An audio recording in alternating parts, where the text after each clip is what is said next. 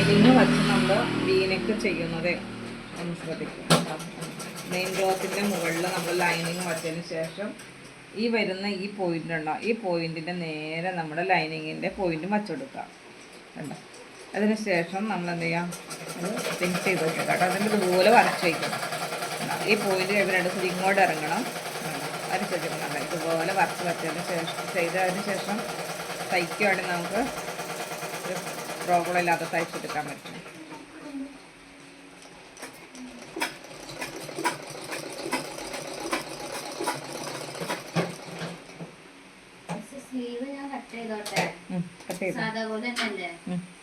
സാധാ normal sleeve പോലെ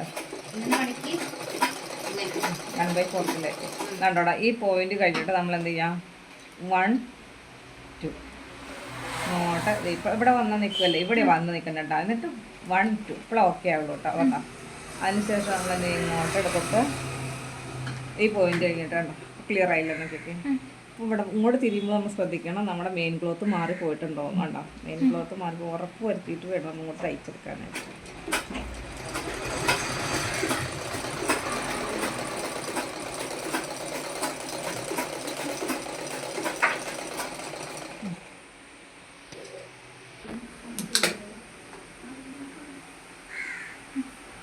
ഇനി നമ്മൾ എന്ത് ചെയ്യാം, ഈ പിന്നിനെയൊക്കെ ഒന്ന് റിമൂവ് ചെയ്തതിന് ശേഷം ഈ പോയിന്റ് നമ്മളൊന്ന് അതിനുശേഷം നമ്മളത് ഇങ്ങോട്ട് സ്റ്റിച്ച് തട്ടാത്ത രീതിയിൽ ഇതുപോലെ കടിച്ചെടുക്കാം കേട്ടോ.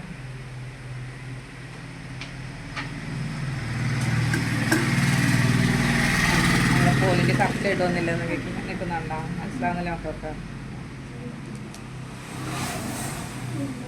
അതിനുശേഷം നമുക്ക് എന്ത് ചെയ്യാം, ലൈനിങ്ങിന് ചീത്ത വശത്തേക്ക് ഇട്ടുകൊടുക്കാം. ലൈനിങ്ങിന് ചീത്ത വശത്തേക്ക് ഇട്ടുകൊടുക്കാം.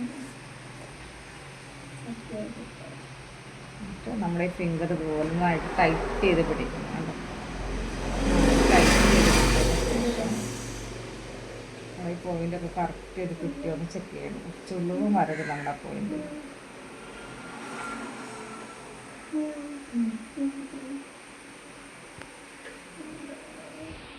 ഫിംഗർ വെച്ച് നമ്മളൊന്ന് നന്നായിട്ട് ടൈറ്റ് ചെയ്ത് പോലെ വെച്ചതിന് ശേഷം കസക്കിട്ട അളവിൽ അടിച്ചെടുക്കണം. കസക്കിട്ട അളവിൽ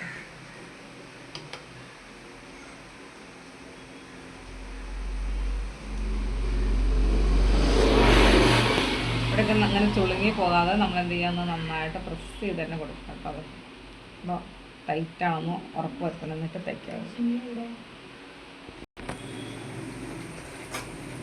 ഇതുപോലെ പതിച്ചടിക്കണം, കറക്റ്റ് അളവിൽ പതിച്ചടിക്കണം.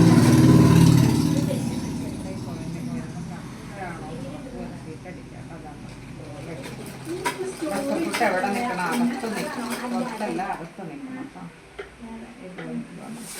ഇവിടെ വരുമ്പോൾ ഈ പോയിന്റ് കഴിഞ്ഞിട്ട് ഈ പോയിന്റ് കഴിഞ്ഞിട്ട് 1 2 സൂചി ഇങ്ങോട്ട് ഇറങ്ങണം.